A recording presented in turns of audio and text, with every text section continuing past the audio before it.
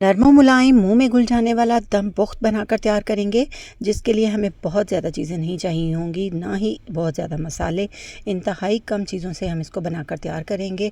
इसकी बोटी इतनी नरम होगी कि बच्चों बड़ों को ये बहुत ज़्यादा पसंद आएगी और आप इसको एक बार बना लेंगे तो बार बार आपके घर वाले इसकी फरमाइश करेंगे। इंतहाई सॉफ्ट और मज़ेदार किस्म का ये दम पुख्त बन के रेडी हुआ है। इसको आप बाहर से ऑर्डर करने की बजाय या फिर बाहर जाकर खाने की बजाय घर पे ही बनाकर तैयार करें और अपने घर वालों की दावत कर दें। ये देखें कितनी मज़ेदार और सॉफ्ट इसकी बोटी है। इतना जायका इसका कमाल का बना है कि आप भी देखकर हैरान हो जाएंगे। सबसे पहले यहाँ पे हमने ले लेना है बीफ या फिर मटन, आप दोनों से जिससे भी ये बनाना चाहे बना सकते हैं। मैंने यहाँ पे बीफ लिया है और इसको अच्छी तरह से धो लिया है, ड्राई कर लिया है गोश्त को। इसके अंदर था थोड़ा सा फ़ैट और इसके लिए अगर फ़ैट आपके गोश्त में भी कम हो तो आप इसमें थोड़ा सा ऑयल डालेंगे।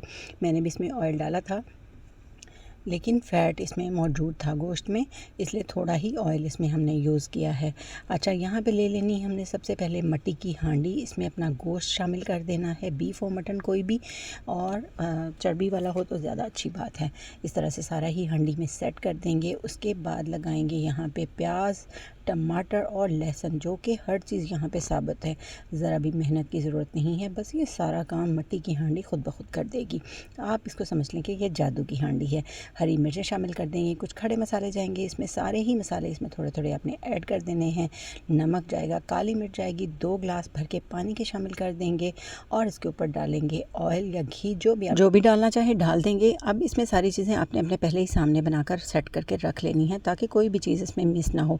मुझसे यहाँ पे आलू मिस हो गए थे, मैंने इसको अच्छी तरह से बंद कर दिया आटे की मदद से। इस तरह से ढक्कन लगाने के बाद अच्छी तरह सेट कर दिया। जब देखा तो बाद में मुझे आलू जो थे वो साइड पे पड़े ही रह गए, जो कि आलू इस रेसिपी की जान है। बहुत ही सॉफ्ट और मज़ेदार किस्म के बन जाते हैं दम पुख्त के अंदर ही। दोबारा मैंने इसको थोड़ा सा पका लिया था और इसको अच्छी तरह से फिर छुरी की मदद से खोला और आलू इसके अंदर शामिल किए। दोबारा इसको तकरीबन 1.5 से 2 घंटे के लिए हल्की आंच पे पकने देना है और दोबारा 2 से ढाई घंटों में ये हमारा दम पुख्त बन के जो है वो रेडी हो जाएगा। बहुत ज़्यादा आग आपने इसकी बिल्कुल भी नहीं करनी है, बस नॉर्मल आग के ऊपर ही ये पक कर तैयार होता है। इसकी खासियत यही है कि ये नॉर्मल टू लो मीडियम आग के ऊपर ही बन के तैयार होता है, बहुत ही हल्की आग के ऊपर। इस हल्की आग के पकने की वजह से ही इसके अंदर बहुत ज़्यादा जायका होता है और ये कमाल का बनता है। 2.5 घंटों के बाद इसको मैंने खोल लिया है और इसमें ये देखें इसकी बोटी कितनी सॉफ्ट और मज़ेदार किस्म की बन के रेडी हुई है। नमक और काली मिर्च से बनने वाली ये रेसिपी इंतहाई शानदार और कमाल की है। आप इसको बनाकर ट्राई करें और घर वालों को बिल्कुल न्यू रेसिपी का मज़ा दिलाएं। और